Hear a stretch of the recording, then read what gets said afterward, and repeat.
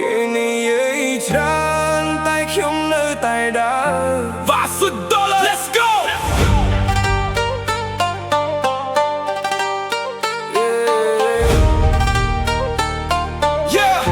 គេនិយាយច្រើនតែខ្ញុំនៅតែដើរ let's go គេនិយាយច្រើនតែខ្ញុំនៅតែដើរ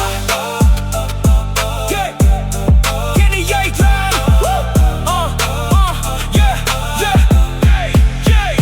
ប្រាក់ខែ500គេថាត់ពេកហើយបើខ្ញុំឡើងចោះក៏គេនៅតែសែកលេងគេថាយកប្រាពុនចាំសិនទៅបងខ្ញុំញញឹមវិញព្រោះខ្ញុំដឹងភ្លើខ្លួនឯងធ្វើការពីព្រឹកបើយុគមិនដែលរអូញើស្រក់រាល់ថ្ងៃដើម្បីគូសាររស់នៅ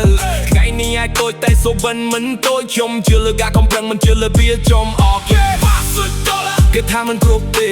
Vasu គេ dollar ថាស្នេហាមិនណែទៅទេតែខ្ញុំរ៉េបឲ្យពិភពលោកបានលឺតម្លៃមនុស្សមិនមែនវាស់តែប្រាក់ដែលមានទេ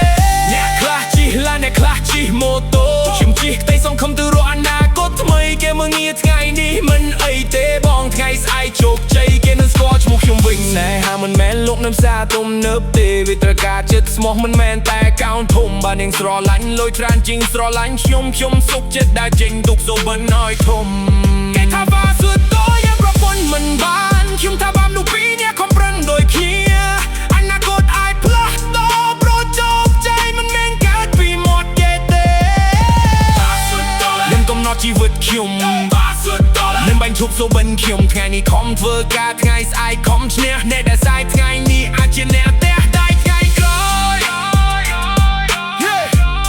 អាចជាអ្នកផ្ទះតែថ្ងៃក្រោយ Respect no